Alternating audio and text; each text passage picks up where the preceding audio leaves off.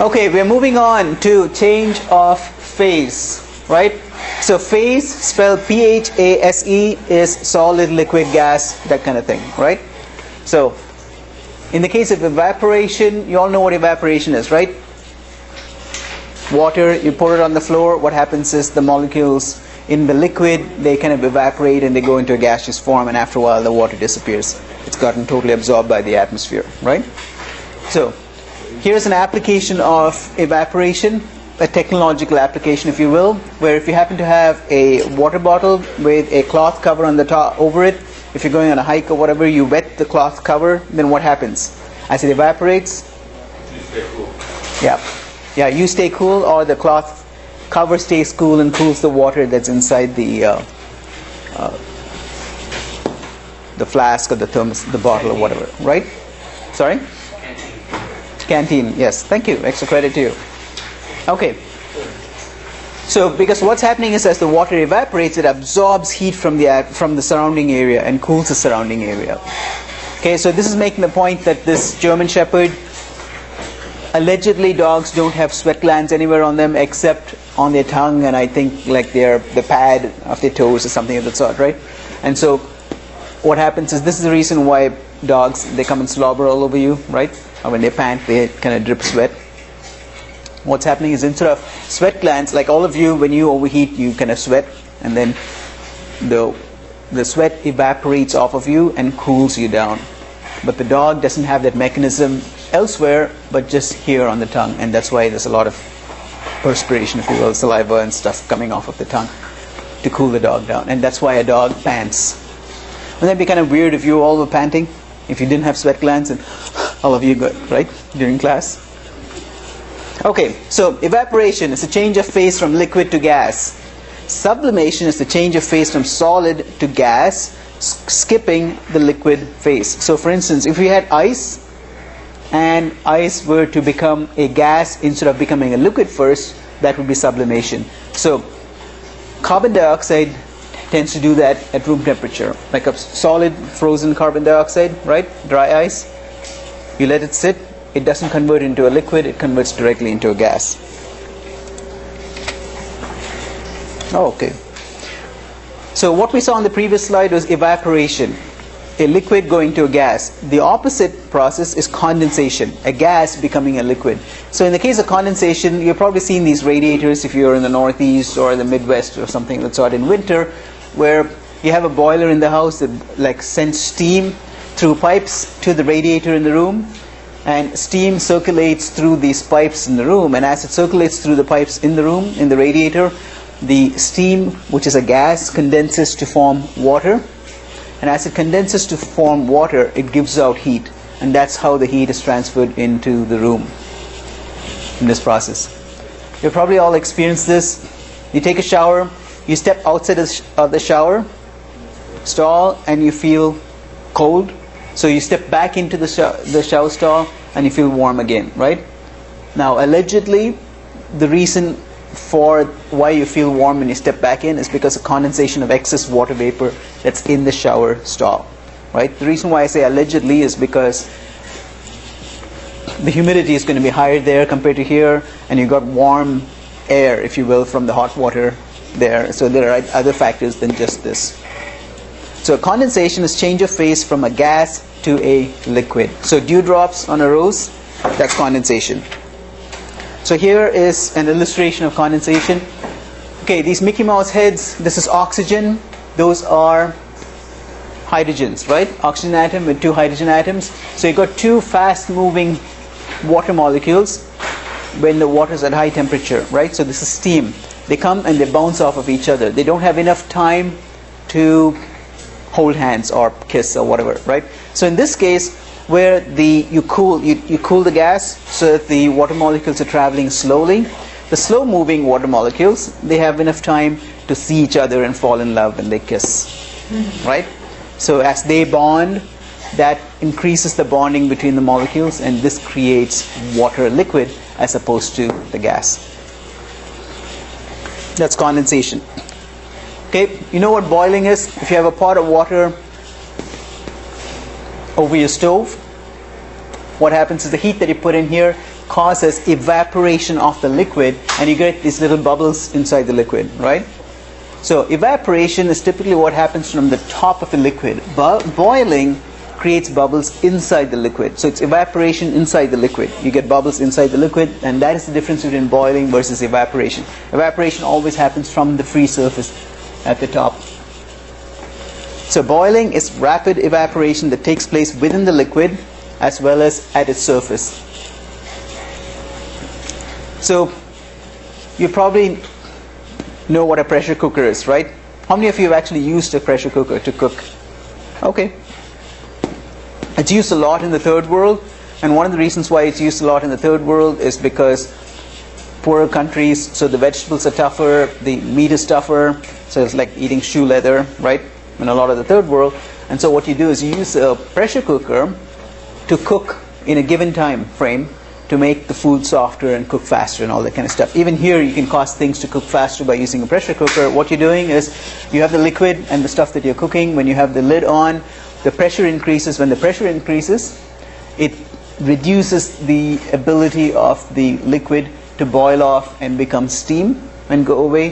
What this does is it raises the boiling temperature of the water to greater than 100 degrees centigrade. So effectively, instead of cooking at 100 degrees centigrade, if you have an open pot of water, no matter how much heat you put into the pot, the water will always stay at 100 degrees. It'll go up to 100 degrees centigrade, start boiling, and just stay at 100, and it'll use up the excess energy that you're giving it to leave, right, for the water to evaporate, to boil away. But when you use this pressure cooker, you actually change the boiling point of water so that water doesn't boil at 100, it may boil at 105 degrees, 110 degrees, or whatever centigrade. So that extra temperature contributes to quicker cooking of food. And some restaurant businesses use pressure cookers to speed up the process of cooking because you want to turn more food quickly. A couple of additional phenomena: freezing and something called regelation. Freezing you all know about, right? Take water, put it in those little ice cube trays, put it in your freezer, and what happens to the water? You take heat out of the water moves slower, slower, slower until they finally all hold hands and they become ice. Extra credit for speaking up. So that's freezing. Regelation is a process where, in this case, let's say that you had an ice block like this. You put a metal wire over the top of the ice block and two weights, go away, come back after a couple of days. I mean, presumably that this has to be a refrigerated room, right? So this doesn't melt. Come back and you find that instead of the wire being on top of the ice block, it's moved through the ice block and is now directly beneath the ice block. And the ice block is whole. It has not been cut into, right? So this is a process where the wire, when it presses down on the ice, creates a higher pressure. That higher pressure changes the melting point of the ice. So the ice at 0 degrees centigrade now melts because of the pressure, and once it melts, the wire moves a little bit down into the ice. The ice that has melted becomes water that goes above the wire and refreezes. Then the wire continues this process until gradually it ends up being embedded inside the ice block, and over time it makes its way all the way through the ice block. We've seen this before, that once water molecules become ice, what they're doing is they're holding hands in these 6-member rings. There's something called van der Waals bonding that you've probably heard of in your chemistry class, or hydrogen bonding, between the hydrogen atom of one water molecule and the oxygen atom of the next water molecule. So melting is change of phase from solid to liquid. Oui, monsieur? So with this experiment right here, Mm-hmm. like, would that work with whatever type of wire, or would it have to be a specific type of metal? In principle, it could work with any wire. So even if we use not like a metal wire, but if we use like a plastic or something, like a piece of string, or in principle, you'd think it should work. Well, I think with string, the water would go through the fibers of it. Yeah, so that phenomenon that you mentioned could change the temperature that, or whatever that it does this at. That's a good extra credit for speaking up, right? And do a search on Google, see if somebody has done this. I wouldn't be surprised if somebody has done the experiment and put it up on YouTube. If they haven't, do the experiment, videotape it, put it on YouTube. Yeah, isn't that a pretty neat? There are some really amazing phenomena like in the world. Like I didn't think that might go through without cutting it. So. Yes, you think the block will just fall apart, right? Yeah. But what's happening is it cuts it a little bit and the water refreezes. Cuts, refreeze, right? And so on. I mean, as I mentioned, there are pictures that you've probably seen of some of these deserts where there are these rocks that through thermal, like day-night rotation, right? It says in the book string won't work because it has to be a conductor with electricity. Oh, extra credit to you. If it's purely a function of pressure, then a string should work. Okay, that is interesting. Oh, it might be saying that it's conducting some of the heat away or something, or conducting the heat to it. Okay, good point. I just learned something. So if you can mention the page number. 294 on the bottom. Okay, bottom of page 294. Good question, good answer. Okay, moving on to the next slide. Energy transfer. We talked about heat transfer in the previous lecture. This is along the same lines. If you have a pot of water that you're boiling, you're heating the water, you're putting heat into the water, so energy is entering the water, so you're heating it. Now, as the water converts into steam and leaves, energy is leaving the water, right? So you've got a flow of energy from here entering and leaving, and ultimately there was some kind of balance between the two. So if you have a solid like ice that's being heated and it's being converted into a liquid, you are putting energy into it. Now so energy is absorbed when the change of phase is in this direction. From solid to liquid, it absorbs energy. Liquid to gas, it absorbs energy.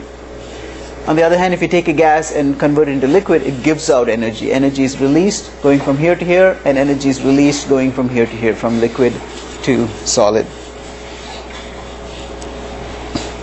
This is the plot of what happens when you heat up water. So temperature on the y-axis versus the amount of heat that you're putting in on the x-axis. The units here are joules, right? A joule is a heat unit, energy unit similar to calories, and there's a conversion between the two that you can look up. So let's say that we have a block of ice at minus 50 degrees centigrade, right, out in the Arctic or whatever. As you heat it up, as you put energy into it, it gradually increases in temperature until it reaches 0 degrees centigrade. Once it reaches 0 degrees centigrade, you keep putting heat into it, the temperature does not change. What happens is the heat is used up in melting the ice. So it stays at 0 degrees centigrade, and for 1 gram of water or ice, it takes 80 calories to melt it completely. So you put in 80 calories, it's completely melted. Now you keep putting in more calories. For every calorie that you put into the water now, the liquid water, it goes up in temperature by 1 degree centigrade. So it becomes, put in 1 calorie, it goes 1 degree centigrade, 2 calories, 2 degrees centigrade, 50 calories, 50 degrees centigrade, until it reaches, you put in 100 calories of heat, 100 calories of heat into the 1 gram of liquid water, and it has gone up in temperature from 0 degrees centigrade all the way to 100 degrees centigrade. Now put in more energy, it does not change in temperature, it stays constant in temperature, and the energy is used up in vaporizing, converting the liquid into a gas. So it absorbs 540 calories, which is 2255 joules, in the process of vaporizing 1 gram of water. So by the time you put in this whole amount of heat, now the water is completely vaporized, and past this point it goes up in temperature as you heat it up more, right? So for your awareness, this comes as a surprise to some student, the fact that steam is steam does not mean that it's at 100 degrees centigrade. You can have 300 degrees centigrade steam or 500 degrees centigrade steam. On the other hand, also the fact that water is in the form of ice does not mean that it has to be at 0 degrees centigrade. It could be much lower than that, but typically in our refrigerators it's 0 degrees centigrade, and when we boil water, the steam is 100 degrees. Yes, sir. I was thinking about this. I just had an ice cube melting in my mouth. Okay. So this part where it says it's at 0 degrees centigrade for the ice melting. Okay. But some of that is being let off into water. So after that energy is being used, that water that's surrounding it can raise temperature, can it? So the central ice cube is still at 0 degrees centigrade while it's melting, but it lets off water that can then heat up. Is that correct? The ice cube is absorbing heat in the process of melting. Correct. So the ice cube stays at 0. Yes. But it melts and gives off water. Correct. Which is a separate entity. Yes. And that water Is can at, be, is at 0. all the water is at 0, it can't be raising temperature even though it's separate from the ice cube?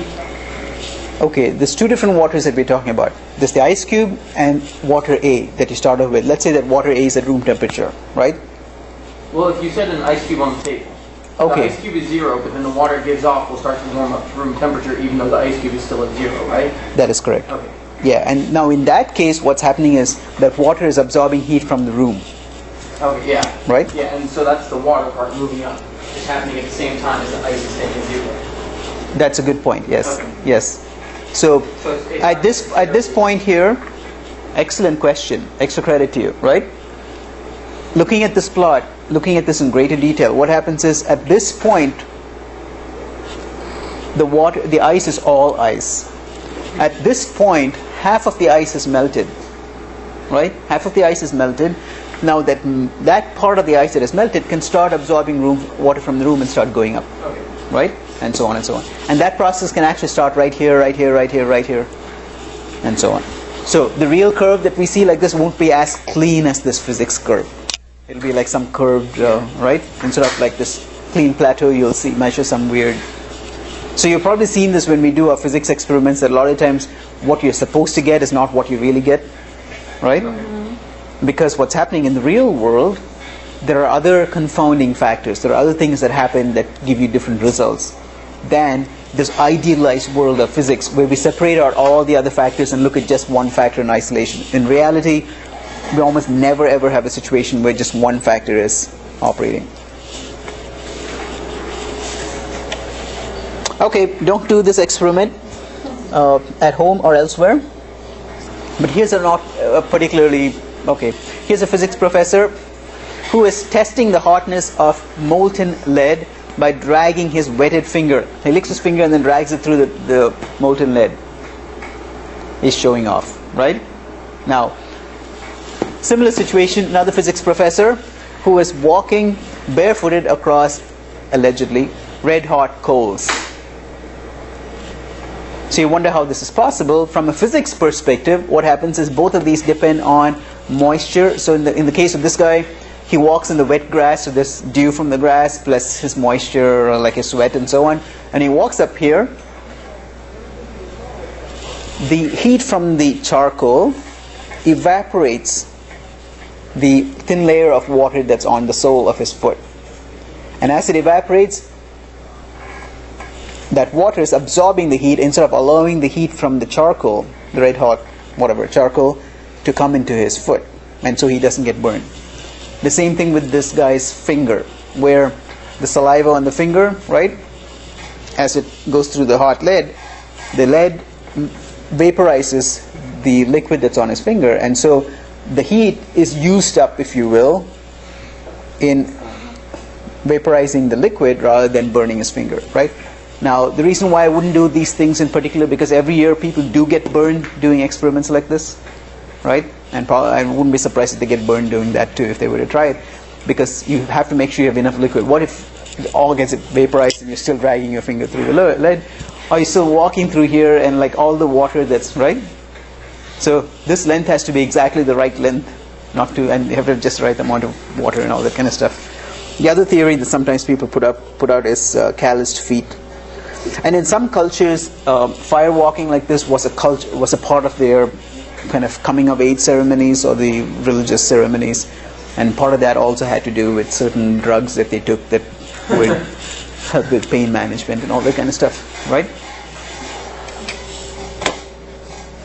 So a reminder for you guys to go over the multiple choice questions.